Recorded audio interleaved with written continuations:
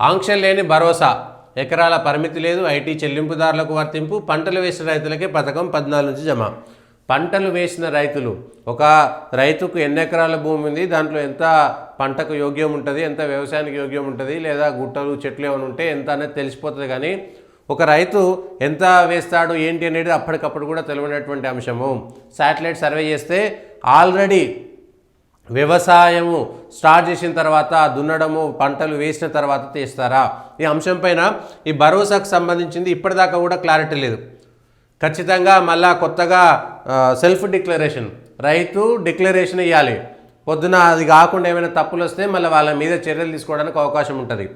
నాకు 10 ఎకరాలు ఉందనుకుంటే ఆ 10 ఎకరాల్లో ఒక 2-3 ఎకరాలు గుట్టలు ఉంటుంది, ఇంకా మిగిలింది 6-7 ఎకరాలు ఉంటుంది. 6-7 ఎకరాలకు సంబంధించి నేను ఎంత దున్నినా ఎంత వ్యవసాయం చేస్తున్నా అనేటువంటి దానిపైన ఇది పంట సాయం.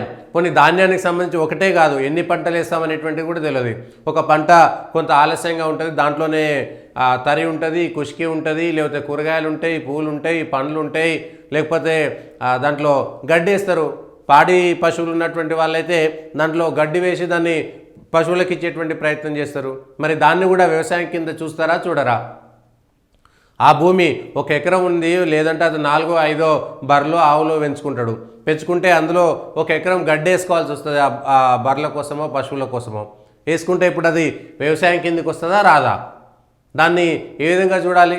ఇవన్నీ కూడా అనుమానాలు వస్తాయి. కూరగాయలు వేస్తారు, పంటలు వేస్తారు, ఈ పంట ఆ పంటకు 4 రోజుల గ్యాప్ వస్తుంది ఒక్కొక్కసారి. దేనికి సంబంధం ఉండదు.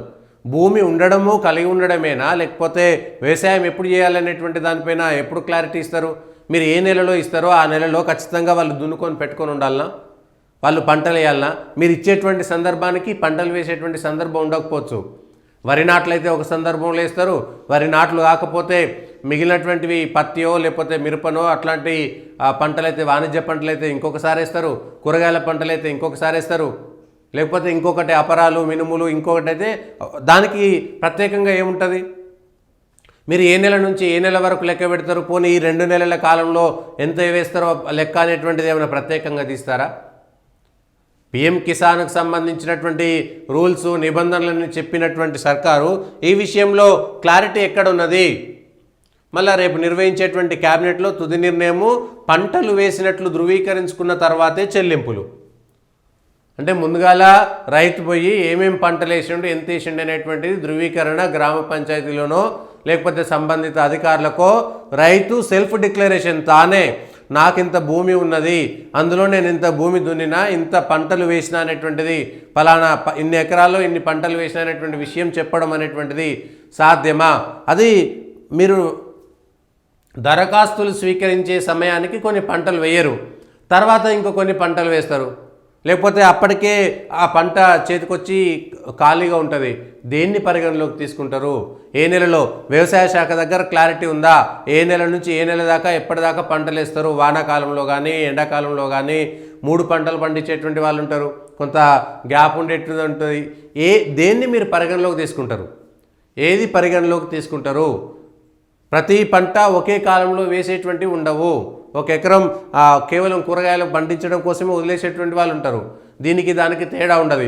ఏ కూరగాయలు ఎప్పుడు పండిస్తే రేట్లు వస్తాయి చూసి దాన్ని బట్టి వేస్తుంటారు. ఆ కూరగాయలు పండించేటువంటి వాటికి ఇస్తారా, అయ్యారా?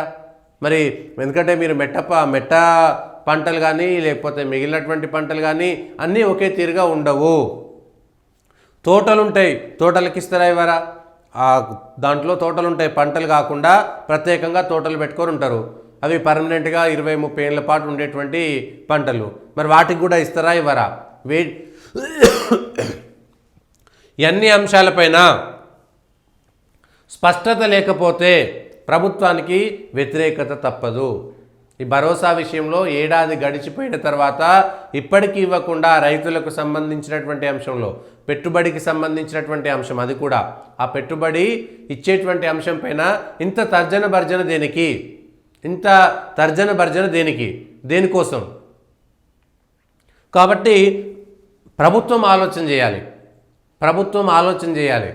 ఈ అంశం పైన ఆ ఉపసంఘం ఇప్పటికే అన్ని చోట్ల తిరిగిరు. మంత్రివర్గ ఉపసంఘము పాత 10 జిల్లాల్లో అన్ని చోట్ల తిరిగి మళ్ళీ మీటింగ్లు పెట్టిరు.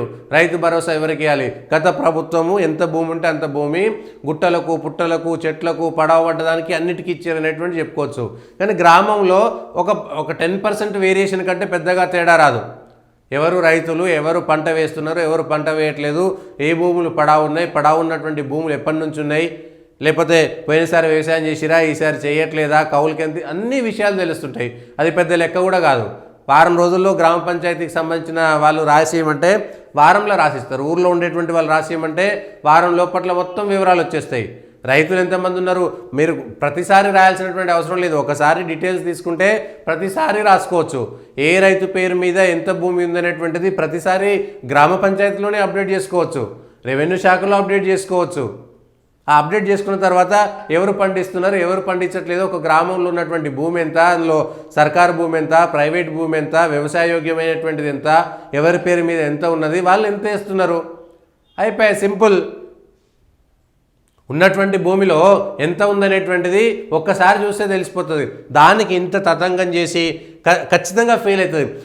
సెల్ఫ్ డిక్లరేషన్ ఇచ్చిన తర్వాతనే డబ్బులు ఇస్తామనేటువంటిది ఖచ్చితంగా రైతుల్లో కోపానికి కారణమవుతుంది.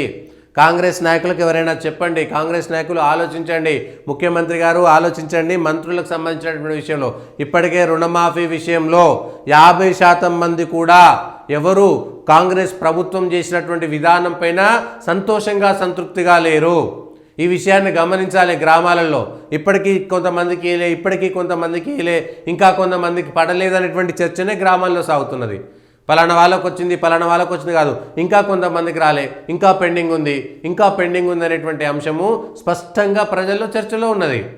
మరి కాంగ్రెస్ ప్రభుత్వం ఏం చేస్తుంది, ఎట్లుంటుంది అనేటువంటి అంశాన్ని ఒక్కసారి అర్థం చేసుకోవాల్సినటువంటి అవసరం కూడా ఉంది. రైతు భరోసా, రైతు రుణమాఫీ, రైతుల కోసం ఏం చేస్తారు, కేంద్రం ఏమిస్తుంది, రాష్ట్రం ఏమిస్తుంది, అన్నీ పక్కన పెడితే దేశంలో వ్యవసాయాన్ని కాపాడుకోవాల్సినటువంటి అవసరం ఉంది.